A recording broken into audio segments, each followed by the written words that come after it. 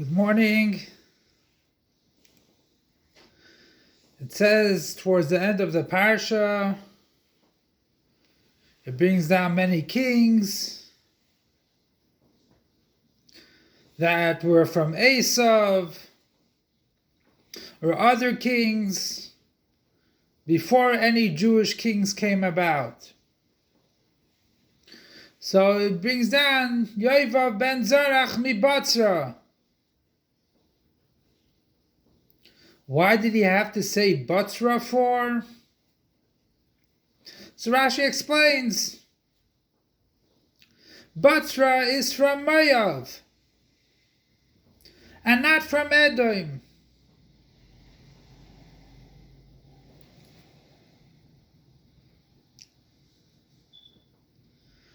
Okay. So again, why do we bring it down for? So he says as follows, because since we're bringing down Esav and his descendants, which we know, Yaakov brought up 7 kings to overpower those 7 kings which were beforehand.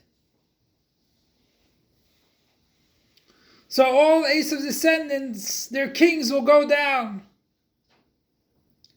As we know, the ultimate will be when Mashiach comes.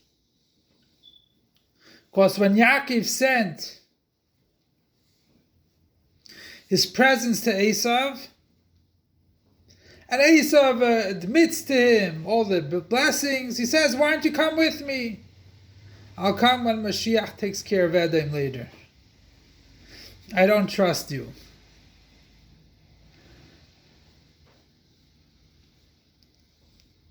So what is the story with Yovav ben Zarach mi-Batzra? And Batzra is from Moav and not Edom. It says that they will be punished or smitten by Hashem because they made a king for Edom. And just like Edom will go down when Mashiach comes, so too Moav also, because Moav supplied a king for Edom.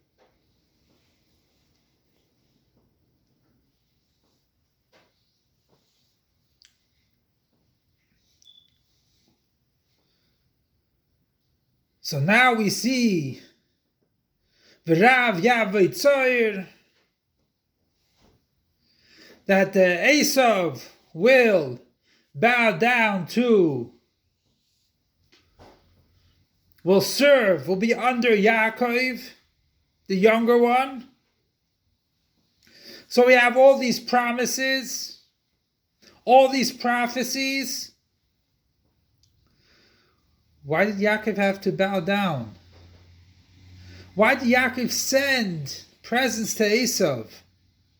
Why did he have to bow down 7 times until he admits to the blessings and doesn't kill Yaakov? So we can say, even though in this week's Torah portion he says we'll save you and everything else, one thing is tzaddikim don't get excited. Don't jump up when a miracle happens. Because the second time the miracle happens, they're afraid. And the reason for that is, it is katointi mikol hachasadim. I become less because of the kindness of God. I feel that I'm not good enough to get another blessing. I got one blessing. Sure, the Eibishter gives more and more and more. But he said, Yaakov said, maybe I made a mistake. One of the mistakes was he actually bowed down to Esav. He showed him that he was on top. And Yaakov was punished for it too.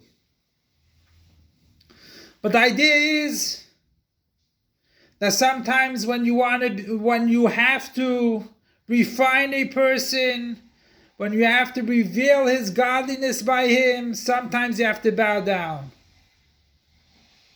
Sometimes you have to go into the thing that is being refined. You go deep, deep down, and you reveal the greatness which is in this Jew.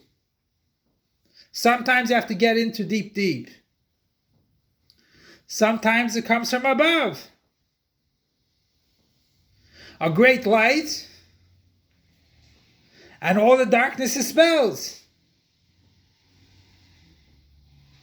But the whole idea is to bring peace into the world. To spread light. To spread goodness and kindness in the world. And as we know, everything has to be done al pi Torah. So therefore, any goodness that we do, we have to look up in the Torah and get the strength of Torah to do it. But the idea is as follows. Never will Esav's descendants be on top of.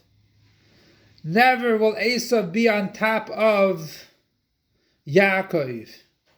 And Be'ez Hashem, by us doing what we're supposed to be doing, the tkifus of Yaakov, that even though he's Yaakov Kikatoinhu, he's the smaller one, but towards the end we'll go towards Mashiach.